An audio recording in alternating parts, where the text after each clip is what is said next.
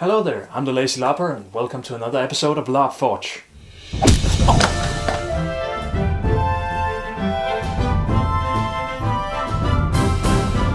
Oh, really? Yeah. So, it's been a year already with LARP.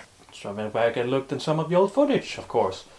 And I found that there were some lost episodes. Here's the first one. Which is going to be a pair of knuckles or fighting gloves that I built a little under a year ago. The knuckles I made might not be the best, but they'll give you a good idea how to build some. Now what you're going to need is some foam, sharp scissor, some liquid latex but 0.2% ammoniac, talcum powder, acrylic paint in various colors, and maybe something else we'll figure out under the way. To begin with, I took my foam, measured at my fist, and I cut on purpose a square that was a little too big, because then I could always cut it down later. Now a really good rule of thumb here is the more dense the foam is, the better it is for LARP weapons. I used a bit of a cheap foam, so I took and made 2 layers, since gloves anyway works more like shields bashing than actual sword. So I wanted it to be extra soft, and giving it a wider surface creates more space for the force to be spread out on. Now that I have these two, I started cutting my handle. First idea here was to cut out a shape, but halfway through that was what I got another idea, just to take a strip of foam and then just bend that, since it would create more flexibility when you were using the knuckles. With that in mind, I was just punching out the holes and then taking the handle through and measuring how long it needed to be. With all that measured and cut up, it was just time to glue everything together. Here I just used latex, painted 1 layer of latex on each side of the foam, pressed them together once they were dry. Now you don't need to use latex, you could easily use double-sided tape or glue of some kind.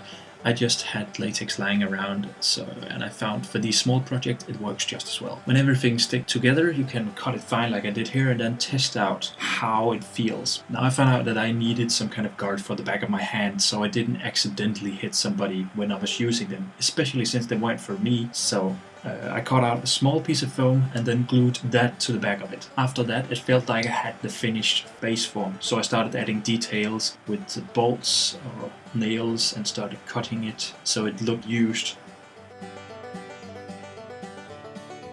With everything here, I took it on and I tested it again on some nearby people I found. If you don't have some people nearby, you can always use a brick wall. Now don't hit too hard or else the details are gonna fall off. If you're satisfied with how it feels and if people don't turn to blood once you hit that, then you can start painting it with latex. Always stand outside once you do this, or in a well-ventilated area. Seriously, when you open for the bottle, you'll find out why. Now I would recommend you giving it up to 5 to 6 layers of latex and letting it completely dry in between each layer. Now the more layers you give it, the longer it's gonna last. The last layers being the one that you mix acrylic painting. Just remember that the latex and the acrylic paint are gonna seem much brighter, since latex becomes clear once it's dry. Once the latex is all dried out and you're giving it the final details, then I applied some cloth to the back side of the handles so it would be nice and soft and wouldn't be all latexy. And then was just giving it talcum powder so it wouldn't stick to other latex weapons or to itself.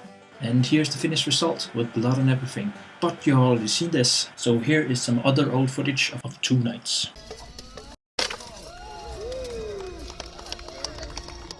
So, that was that old episode. There's much more to come.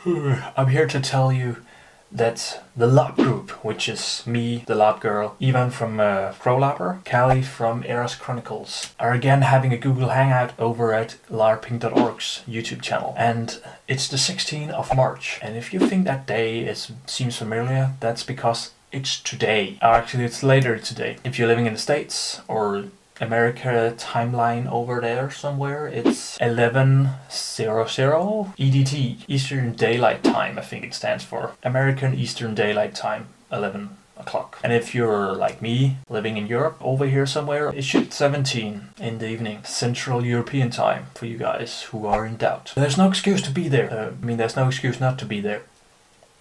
I'm gonna see you there. Later. I'm gonna go back to bed now.